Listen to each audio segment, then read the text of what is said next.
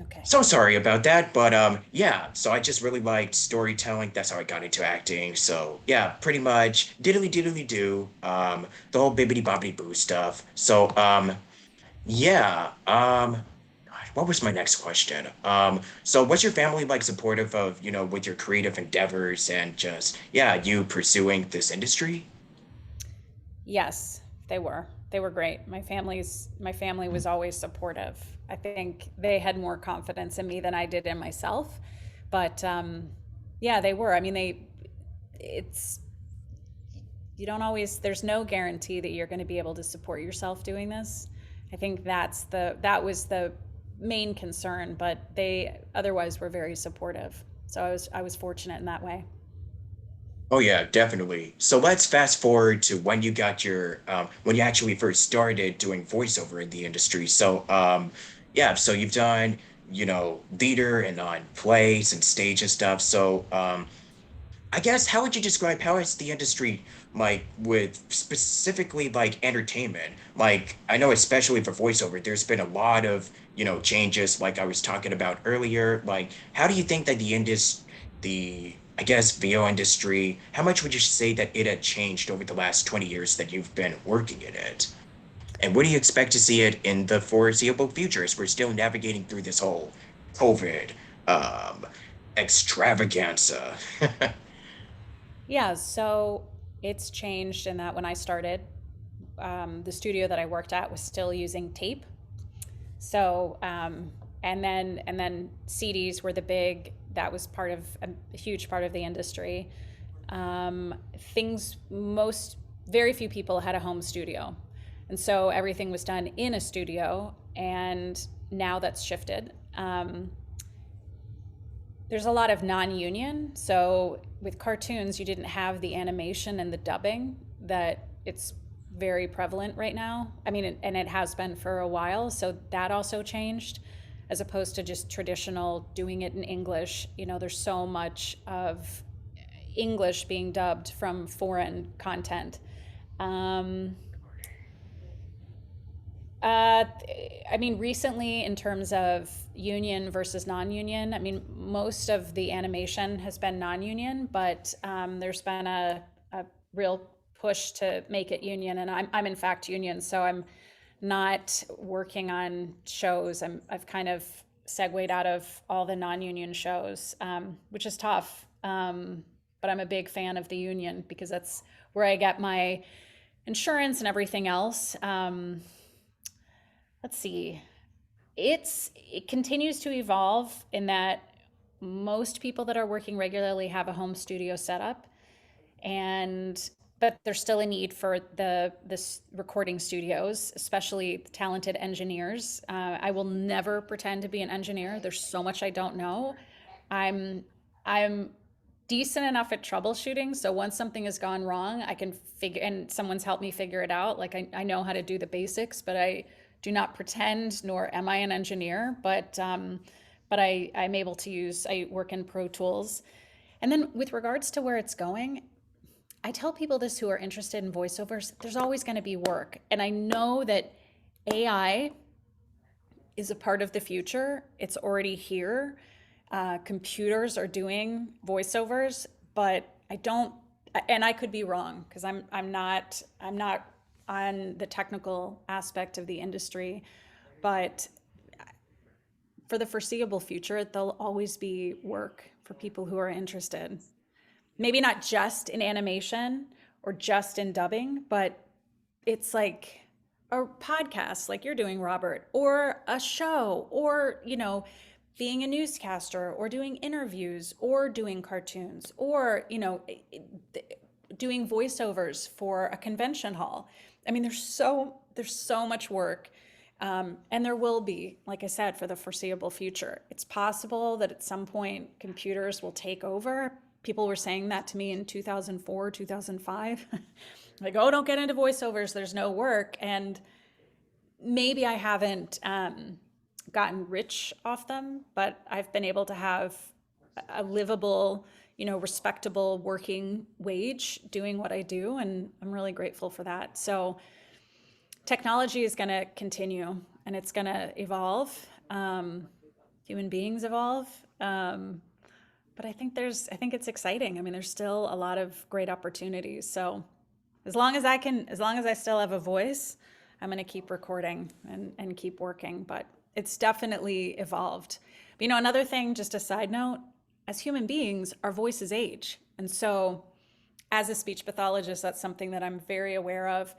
And also, we just don't think about it. In my 20s, I just didn't think about what am I going to sound like in 20 years or in my 30s, but we do evolve. And so you're going to be more interested in other projects. Although, there's people in our industry who do cartoons into their 80s and they still sound great. So, yeah, I don't know if I fully answered your question, but giving a little bit of my own personal history, my thought on where things are going. And I think the other aspect is just remembering that we're organic material and it's going to evolve and change as well. So, Yeah. So how would you say that doing, because with your experience doing theater and of course you're also a certified speech language pathologist, how do you think all of that translates? How do you think it has, really helped you grow your skills as a performer, like when you're behind the microphone? I'm somebody who's always asked a lot of questions. So, by going and I have a master's degree, but by going back to school, I was able to answer a lot of the questions that I had. What's going on? Like, what's that? What are the dynamics? What's happening vocally? And what that's translated into my work is maybe more than anything is knowing my limits. One thing that when I've hosted workshops or when I work with people, I'm really big on vocal health because this is our instrument and you don't want to mess it up. And it's easy to want to please as an actor and to push yourself like, well, do it again, especially if you're doing a video game, especially doing the cartoon work where you're doing screams and you have to do it over and over and over again and get louder and louder. And it's really easy to push yourself to a point where you can do vocal damage. So I would say it's taught me that I can safely push myself, but that I also need to know when to stop. Um, and that's always more important than pushing yourself to the point of vocal injury and, point of no return. Um, yeah, so I like that I can have a conversation about this with clients or students that I work with and give them a scientific context because I think science is cool. I always have. Um, and then for myself, yeah, it's knowing my limitations, but knowing that a lot of things I can do are seemingly limitless. So it's a balance. Yeah. To know more, learn more about, workshops. You could probably promote all of that by the time we wrap this up. But yeah, let's talk about so when you first going talking more about your voiceover roles and stuff. So your first major role was Belle Dandy and Oh My Goddess. So because I know you've done work in anime before, so and when you first got your start and everything. So how, because this was like your first big role, like it was the Goddess show. So yeah, do you have like any positive or fond memories upon working on, the guess it was the show that definitely did get your name out there. So yeah, how was it like working on Oh My Goddess? Just speaking about your experience working on that fun little Yeah. show. So I don't know if you're familiar with Mike or Nicholas, but he Oh was someone yeah.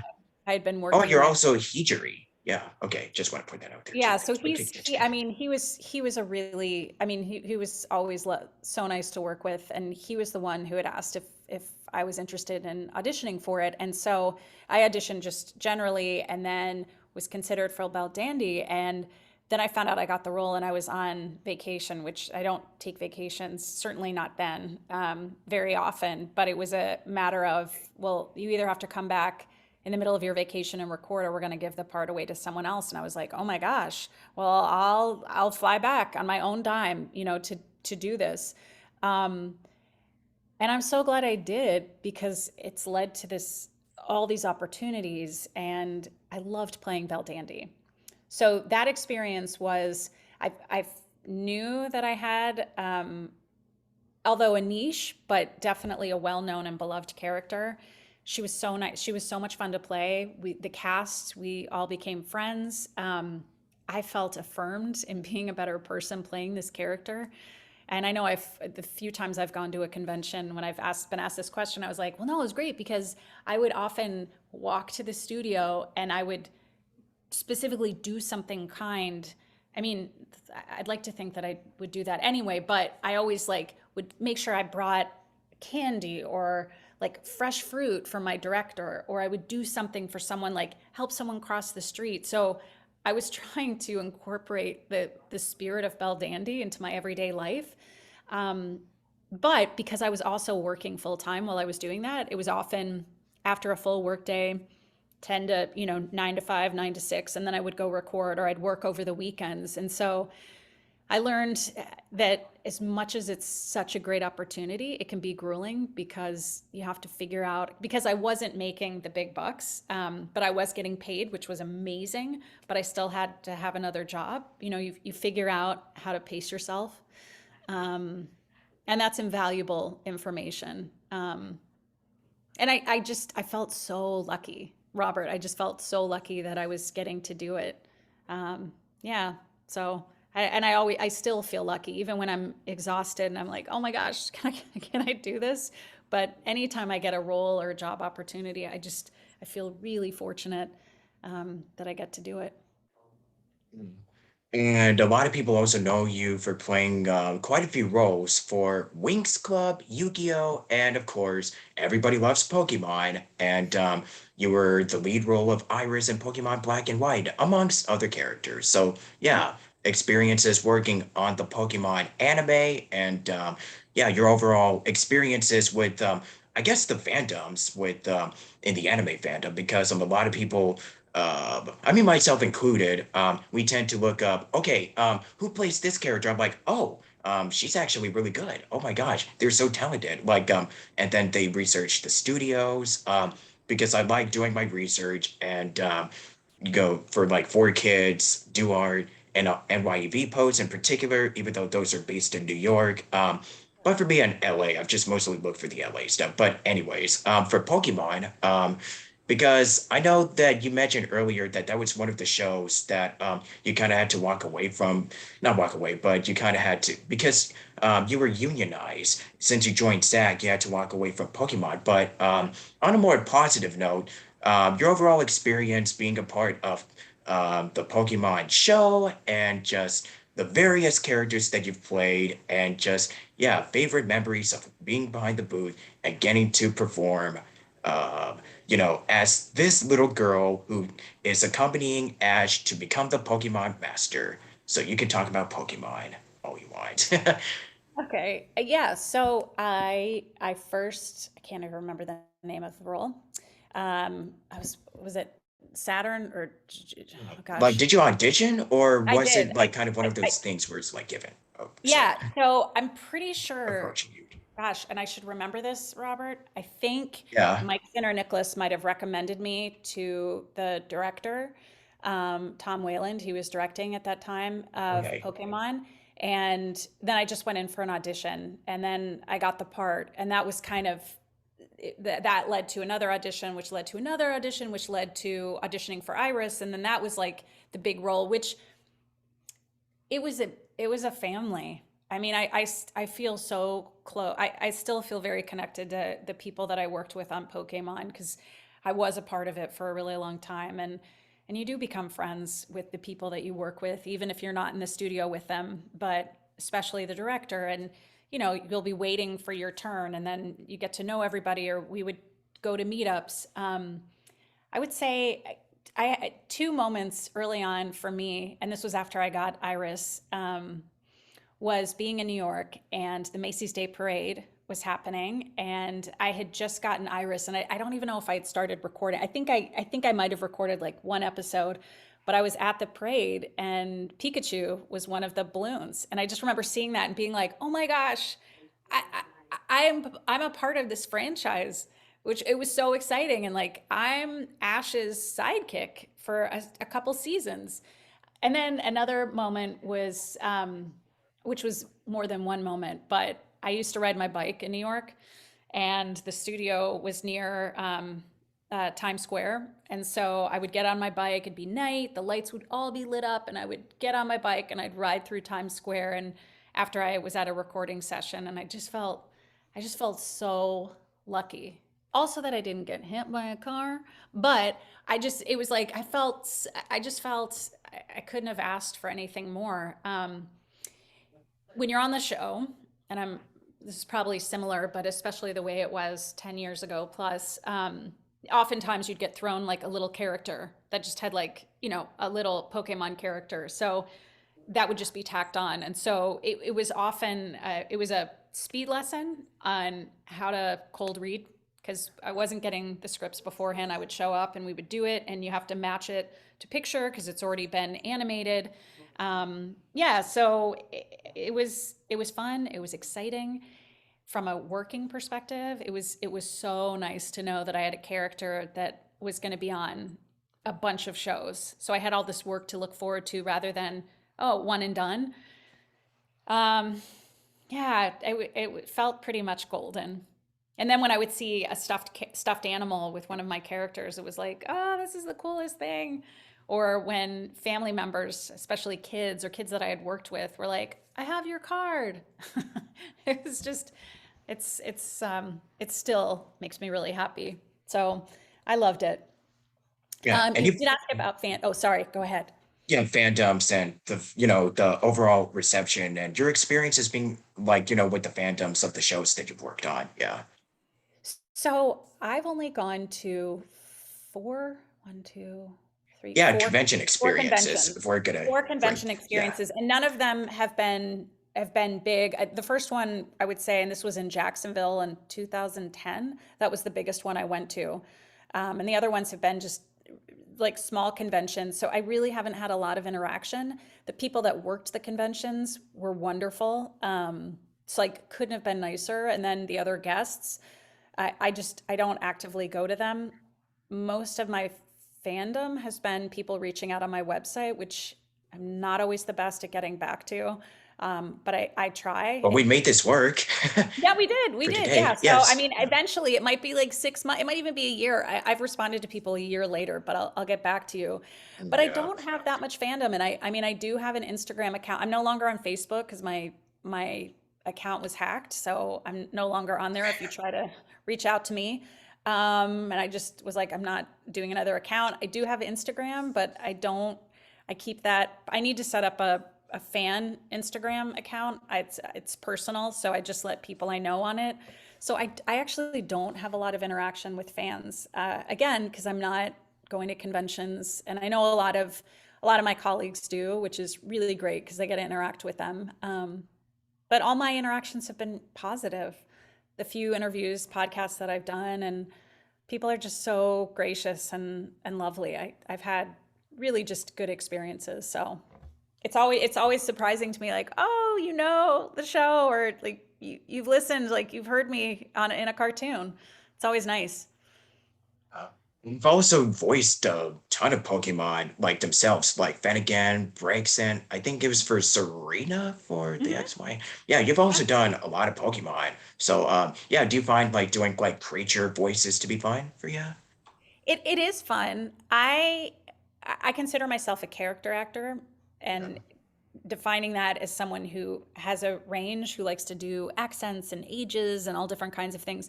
The interesting thing about being a Pokemon character is they just say their name. Oh, And yeah. the challenge, which is fun, but it's also a challenge, is you have to convey so much emotion in one word and in your character voice.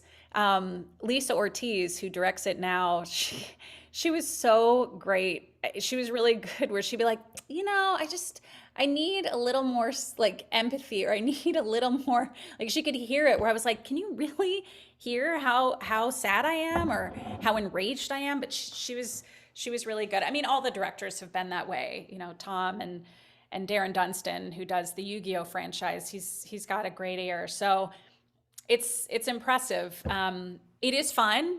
It can be challenging, especially when you're dueling in Yu-Gi-Oh, and when you're in a fight on Pokemon, like it can be hard on the vocal cords, especially when you're going up to like do a fire burst or something where you're like and then you so it's hard on the vocal cords, but it's fun. It's definitely fun. Playing all of these different characters too. Like, Oh do you yeah. find? Oh yeah. So, what are the challenges? Or do you just kind of find that to be a skill that you just kind of started getting the hang of over time, playing different roles in one show?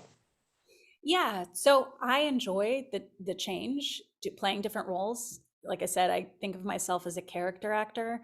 Um, so that's fun for me, and especially going between a human and then a Pokemon character. So you have dialogue, and then you have dialogue, but in the word of whatever, character that I'm playing. And so it does get easier over time, and you develop a skill set in regards to when I'm doing an audiobook. I mean, I definitely have stock voices that I do that I kind of lean towards the old woman voice, the young child, the male, the female, the grandparent, the accent, depending on the region. So you build a catalog, or I do. I have built a catalog of just voices that I can use as reference points, and then I'll deviate from there. And that was the same with the Pokemon characters. I especially, well, in working with the directors, they might say, oh, that sounds a little bit like this character, or it sounds a little bit like this character. They need to be really smooth, or it needs to have a lot of grit to it, or they need to be old, yeah, a very old person, or super young, so it's like building on these characters. And yeah, so they've been accumulated over time. And the fun part is just discovering something new that you haven't done before based off of a character and how they look and what the director is asking of you. So it's fun. And how is it like returning for Iris and Pokemon Journeys? Because you just reprised the role last year. Yeah. So how is it like getting to play this character again after some time? I loved it. I'd been waiting for so long to voice her. And people were Um, hoping you would come back too. There oh, are like that's so nice. petitions and everywhere that I've been seeing on the internet, social media, Twitter, and whatnot. But yeah, I bet people fans were really excited to hear you again as Iris, to see you come It back was, to the show. Yeah. yeah, it was so fun, Robert. Yeah, it was, yeah, I couldn't have been happier to get to do it. Um, it was nice to be able to do her once more and revisit her, because she's such a spunky character and so high energy. And her relationship to Ash was always like they were butting heads, but they had each other's back. And yeah, I had so much fun getting to voice her again as I did originally. Yeah. Yeah. So let's talk about your work for audiobooks and commercials. So Mhm. you've done a lot of character voiceover work, but what do you really enjoy or find what seems to really entice you? Because you've done like so many audiobooks, and I'm curious to see how you actually, what got you interested into the world of that, um, that little creative atmosphere. And same with commercials. I know that a lot do commercials, but for audiobooks, what kind of got you hooked into doing these? And how much would you say, what are some of the difficulties and challenges upon and you can say the fun aspects of, recording all these 12-hour long audiobooks that you've been doing for over these last, like for so many years. So yeah, talk about your audiobook and commercial real quick. So Yeah. real quick, commercials, they're about money. I would love to do everything that I work on, products and books that I believe in the story, in the product. And I wouldn't do something that I found egregious or just truly awful. And commercials are great because they're quick.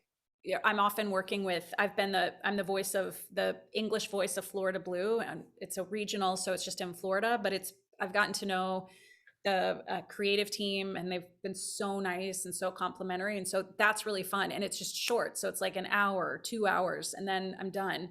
um, so that's great. And then if there's a lot of money to be made on top of it, it's amazing. I would love to do more of them. Audiobooks, I've always loved to read. I loved reading in the classroom, choral reading, where, they get up and you're like, oh, Robert, would you read the next paragraph? And then you read aloud in class. So I loved that as a kid. Um, that was an opportunity that was presented to me. My first audiobook was in 2003, and I jumped at the chance. It paid much better than I was making an hour working, but it was also getting to read and learning a skill and working with my voice. And so I like having this project that is ours, where you delve into characters. Sometimes I do memoirs, or I'll do fiction, romance. I've done a lot of YA. I've been really lucky the last couple of years that I've done some pieces that are very meaningful. One that came out recently is called Paradise Falls for Penguin Random House, and it was about in upstate New York. There was a landfill that a place called Paradise Love Canal, and it was full of toxic chemicals, and people got sick. Some people died from it, and this is the story behind it, and the women, the mothers who protested and made sure that this didn't just fall by the wayside. And getting to work on a book like that, where it's nonfiction, I'm telling something that really happened, it's written beautifully. um, Boy, do I feel lucky, because I thought I would love to listen to this book, and hopefully whoever's listening to it likes what I'm doing with it, and not necessarily critiquing what I'm doing, but the way I'm storytelling, I can bring someone in and they can just really listen to the message, this history that's so important for, environmentalism and for human rights. Um, yeah, so I like having it's a marathon. I think most people that do audiobooks will say it's a marathon. So there's something about that long form. It can be grueling, um, or just, knowing how to pace yourself, but I like that commitment. I like getting to know characters. And it's been my bread and butter. So it's and the relationship I have with, sometimes I work with the director, sometimes I work alone, sometimes I have a director and an engineer. The last couple of years, I've almost exclusively worked by myself. So I do miss a little bit of being in the studio, and I suppose if I was in LA or in New York or even in Orlando, this isn't the hotbed of voiceovers, but there are some great studios in the area. Um, yeah, I really enjoy it. I'm recording. I finished recording a book today that I'm super excited. I can't say what it is, but I'm loving getting to do it. It's fiction, but it's so cute and fun and well written, and I feel blessed getting to do it. Yeah. I should That definitely wasn't look that short. more. I'm sorry. That wasn't that short, Robert. I'm kind of long-winded. Don't worry. It's all good. But yeah, I'd love to do audiobooks in the future. I'm just gonna, really ask around, people that I know on, because it's really nice to have connections and people that you can trust and just have their input and recommendations for websites like audible.com, AZX, and a lot of other websites that I was looking into. So fingers crossed and all hope all goes well in the future. So Well, yeah. take those workshops. Take Oh yeah. workshops with people that are doing the casting, with casting directors. Get in front of them and learn what you can from them. And that's one way that you can get exposure beyond word of mouth or someone who's actually doing it. I Okay. definitely recommend that avenue. I'll definitely look more into this. So yeah, do you have like anything else that you like to share or talk about that is not under NDA, or just stuff that is out right now that you like to promote? That would be much appreciated. Yeah, so there's a book that's not out yet that I got to direct. Paradise Falls, this whole slew of books. Yeah, gosh. Florida Blue, you can see me on television or hear me in radio ads, but unfortunately it's regional. Trying to think like large scale that maybe your listeners in LA or around. It's mostly audiobooks. I mean, you can go to audible.com. Oh, you know what? I'm gonna out myself. Someone created a Wikipedia page and I've not corrected it. And it says I was born in 1982. I was born in 1974, which on IMDb it says my actual year of birth, but I was born in 1974, not 1982. I love that it says that, and I wouldn't mind being a little younger, Robert. Okay, but that's the truth. Um, yeah. So if you want to see things that I'm working on, Audible, if you go there, you can see Audible or any online. Blackstone has, you can look it up there. Blackstone Audiobooks, Penguin Random House. No cartoons, anything recent, but I feel like I'm working all the time. For the moment, it's not always that case. It's not always that way. But yeah. So thankfully, someone's keeping up on IMDb and Wikipedia, and for Pokemon fans, Bulbapedia, and yeah. I guess the last parting knowledge is if you're interested in doing this, do it. Find a way to do it. Don't let someone tell you that you can't or there's no opportunity, because there's always an opportunity. Um, it's hard work. And I know when I would hear people who are, I'm like, you're a millionaire. Like, how is it hard work? But there's a lot that goes into getting the opportunities. Um, just don't give up. Do it. It's worth it. Follow your dream. I'm glad Yeah. I did. Let your dreams be dreams, baby. Woo! Yeah, And you don't then want I'm to. gonna do my little jazz hands. Yeah, you don't Hallelujah. want to have regrets. You don't want to have regrets whenever that, the day comes when you're on your deathbed, if you're on one. But yeah, do it. Follow it. Jazz hands, Robert. Come on. Jazz Yeah, hands. yeah. Can I get a hey man up?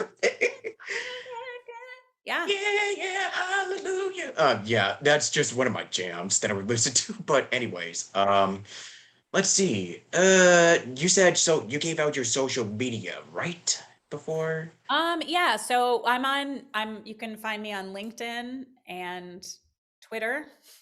And I guess I need to do an Instagram that's just for fans. But I also have a website, www.eileenstevens.com, and you can always reach me through there. Or I do have an agent. You can reach me through my agent, and yeah, I just hopefully I'll keep making good work that I'm proud of, and that you hopefully you'll enjoy too.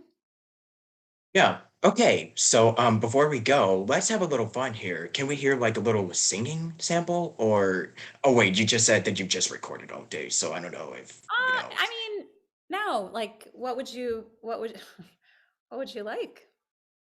just anything. I watched a video like that you did with Sarah on the bare necessities, raising Oh, awareness for young. yeah. Yeah. Oh my gosh, that was probably 5 years ago, 6 years ago. Yeah. That's But you right. could sing yeah, something else if you like to, if you don't remember it by heart. Yeah. Yeah. So, let's see. Look for the bare necessities, the simple bare necessities. Forget about your worries and your strife. I mean the bare necessities. Whoops. Bare necessities. Oh, Mother Nature recipes that keeps the bare necessities of life. It's like a little kind of jazzy. And then, yeah, I guess I do a lot of classical singing too. Um, yeah, let me see if yeah, my voice is a little tired. So thank you for pointing that out, Robert. I probably sound a little rough. That was good though. Ave Maria,